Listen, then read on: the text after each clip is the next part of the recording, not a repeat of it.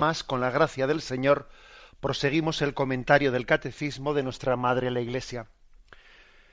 Entramos en un apartado que tiene como título El sentido de la Escritura, y con él concluimos pues el apartado de el Espíritu Santo intérprete de la Escritura. Un subapartado, digamos, es el del sentido de la Escritura. Es a partir del punto 115. Dice, según una antigua tradición, se pueden distinguir dos sentidos de la Escritura: el sentido literal y el sentido espiritual. Este último se subdivide en sentido alegórico, moral y anagógico. La concordancia profunda de los cuatro sentidos asegura toda su riqueza a la lectura viva de la Escritura en la Iglesia. Bueno, esta es la afirmación de entrada, y los siguientes puntos lo que van a hacer es un poco dividir, o sea, explicar punto por punto cada cosa que se ha dicho aquí. Sentido literal de la Escritura, sentido espiritual de la Escritura, y dentro del sentido espiritual, el sentido alegórico, el sentido moral, el sentido anagógico. Explicaremos qué significa cada una de estas cosas. Pero estamos hablando, pues, de que cuando nos acercamos a la palabra de Dios, es palabra de Dios, pero el hecho de que la reconozcamos como palabra de Dios, eso no quiere decir que no tengamos también que profundizar en ella distinguiendo distintos aspectos. No sería correcto que en virtud de ese sentido del respeto tan grande que nos merece la palabra de Dios, pues eso nos impidiese el discernir lo que dentro de esa palabra de Dios, cuál es el significado literal, el significado espiritual, etcétera. Ese tipo de distinciones, lejos de ser poco respetuosas hacia la palabra de Dios, todo lo contrario. Lo que nos permiten es respetarla en mayor profundidad, y de alguna manera, porque es una palabra de Dios, buceamos en ella, pero como veis al mismo tiempo, no proyectando en ella nuestros prejuicios, no. Buceamos queriendo descubrir su sentido más profundo. Bien, vamos a ir poco a poco pues desgranando esto. El punto 116 dice, primero, el sentido literal. O sea, entonces hay como dividimos la comprensión de la Escritura en dos sentidos, el literal y el espiritual. El literal dice, en el sentido significado, es el sentido significado por las palabras de la Escritura y descubierto por la exégesis que sigue las reglas de la justa interpretación. Aquí hay una cita de Santo Tomás de Aquino en la Suma Teológica que dice: todos los sentidos de la Sagrada Escritura se fundan en el sentido literal.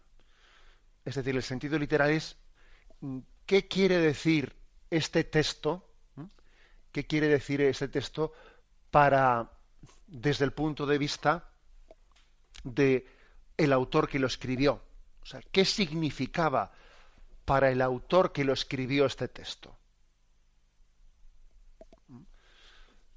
Hay que conocer, por lo tanto, el contexto teológico, el contexto histórico, el contexto cultural, la significación bíblica que tenían los términos que él ha utilizado, etcétera, ¿no? Supone ir a aquel tiempo, con todos los medios que tenemos para ello, ir a aquel tiempo y comprender el sentido literal de lo que quiso decir. Esto es el autor en el inicio histórico de cuando fue pronunciado ese texto. Creo que esto es muy importante. Hay digamos un método que es el método histórico crítico, que nos ayuda a comprender este método histórico crítico, que nos ayuda, como es una herramienta, podríamos decir, a saber cuál es el sentido literal de la Escritura. Y la Iglesia ha asumido, especialmente es verdad que en los primeros siglos no existía el método histórico crítico en los estudios bíblicos. No, esto ha sido, si queréis, una incorporación más pues reciente, del siglo XIX, del siglo XX, en el que el método histórico crítico pues, ha hecho una gran aportación. Se investiga el alcance histórico del texto y procura discernir qué procesos históricos hubo en la construcción de ese texto. Por ejemplo, el método histórico crítico pues viene a decir, mira, en este texto del Evangelio pues se puede llegar a distinguir cómo hubo una tradición oral que luego fue recogida. Es muy posible que este texto del Evangelio haya sido también un himno litúrgico que rezaba la primitiva comunidad cristiana, porque lo deducimos de aquí, de que ese tipo de palabras tal. O sea, esto se le llama el método histórico crítico. Por ejemplo, dice, fijaros que este texto está escrito con una cierta rima y además muy posiblemente está traducido del arameo. Aunque conservemos el original en griego, esto es muy posible que sea una traducción del texto arameo por ese tipo de signos. Y además, fijaros que estaba hecho como queriendo ser como en un tono poético, etcétera. Bueno, este tipo de análisis, en los cuales hay pues una crítica textual, se reconstruye el texto original a partir de fuentes disponibles, se toma en cuenta los criterios geográficos, el estilo literario, estilístico, etcétera. También hay un análisis literario, morfológico, sintáctico o semántico, o sea, en el que se estudia el texto desde también todas las, digamos, los instrumentos que tenemos, como se podría estudiar también otro texto que no fuese palabra de Dios, como podríamos también aplicar los métodos, el método histórico crítico, pues a un texto de Platón o de Aristóteles o de la antigua literatura.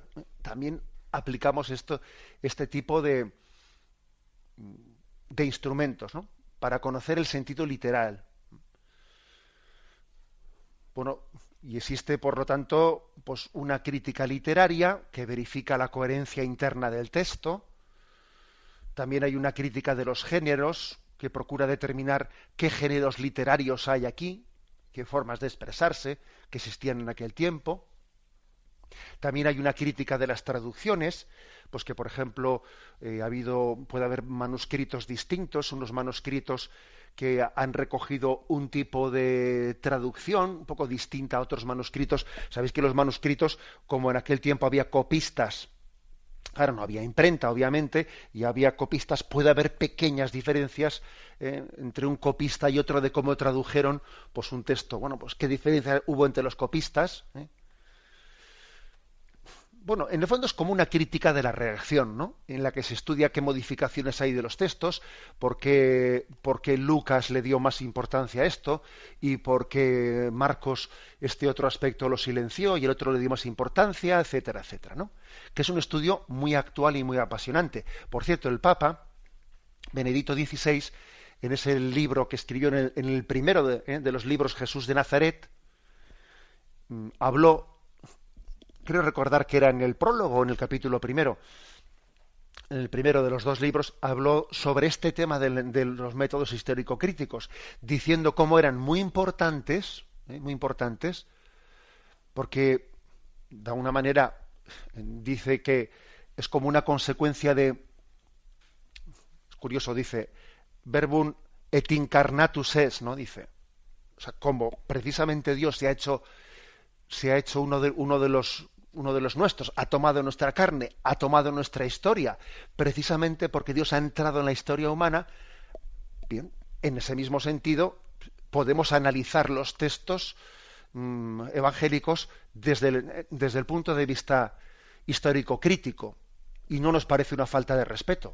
Igual que también, si me permitís la comparación, analizamos la sábana santa de Turín y le sometemos a un estudio científico. Tampoco estamos cometiendo ninguna falta de respeto, sino todo lo contrario cuando estudiamos los textos sagrados, porque Dios ha querido, ¿no?, expresarse de una forma histórica y concreta como un texto más, aun cuando luego sabemos que es palabra de Dios y vamos a, lógicamente, no únicamente, ¿no?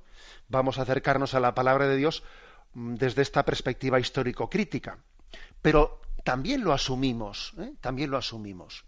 Precisamente lo que Benedicto XVI dice en ese libro es que el gran problema está en que en estos años posconciliares, casi en gran parte de la exégesis se ha reducido al método histórico-crítico, a estudiar la Sagrada Escritura desde esta perspectiva, como si fuese únicamente un texto más, olvidando que esto tiene que ser un instrumento al servicio de la exégesis canónica. Claro, la exégesis canónica es ya más allá de estos métodos histórico-críticos, es ver cómo entiendo yo la Sagrada Escritura a la luz del Antiguo Testamento, en la unidad de la Escritura, desde los Santos Padres, como los Santos Padres iluminaron este aspecto, cómo nosotros hemos entendido más la Escritura porque nos hemos subido en las espaldas de los Santos Padres. Sabéis que se dice que un enano que se sube en las espaldas de un gigante puede ver más lejos que el mismo gigante, aunque claro, su visión se debe sobre todo al gigante en el que se apoya. Algo así ocurre también con la exégesis de la Iglesia, que gracias a todos los padres de la Iglesia de los primeros siglos, a los santos que posteriormente son los testigos vivos de la Escritura, nosotros somos como un pequeño enano que se sube en las espaldas de un gigante y podemos interpretar mejor la Escritura, pero porque nos beneficiamos de toda la exégesis canónica de la Iglesia. Entonces, claro, si uno ahora pretende prescindir de todo eso, prescindir de la interpretación de los santos padres, y yo voy a ir a interpretar la Sagrada Escritura, pues simplemente como un científico que coge un texto y aplica un método histórico crítico sin más, pues hemos empobrecido tremendamente pues la exégesis. Esta es la llamada de atención que hace el Papa. Ahora, eso no quiere decir que él rechace el método histórico crítico, no. Pues el método histórico crítico, él se sirve de él. Cuando ha escrito sus libros sobre cristología, utiliza argumentos de método histórico crítico. Me imagino que igual algún oyente dice, bueno, y no sé, ¿podría poner algún ejemplo de qué es eso de argumentos del método histórico crítico? Pues sí, pues si podríamos, por ejemplo, hay argumentos del método histórico crítico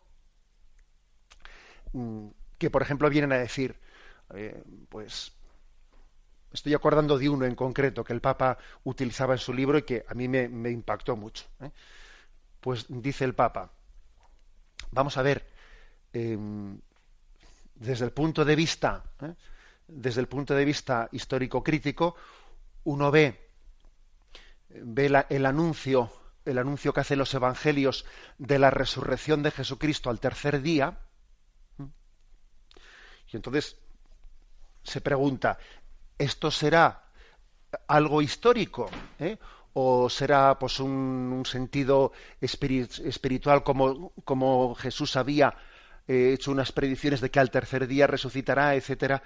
Entonces se habrán inventado los autores de los evangelios que al tercer día Jesús resucitó, pero en el fondo eso es pues es una especie de género literario que en el fondo no hay que entenderlo históricamente, que al tercer día Jesús resucitó. Bueno, se plantea eso y el Papa dice, hombre, fijémonos en una cosa, fijémonos que los primeros cristianos, que eran judíos ellos, los primeros cristianos cambiaron, o sea, fue tan novedoso para ellos la novedad de Jesucristo, que cambiaron la costumbre del descanso en el Sabbat, pasaron su día de descanso y el día semanal en el que ellos celebraban la novedad de Cristo, lo pasaron del Sabbat al domingo, siendo como era para ellos un verdadero problema hacer ese cambio, porque claro, tenían que ser discordantes con la sociedad de aquel tiempo, que todo el mundo descansaba en el Sabbat, ¿no?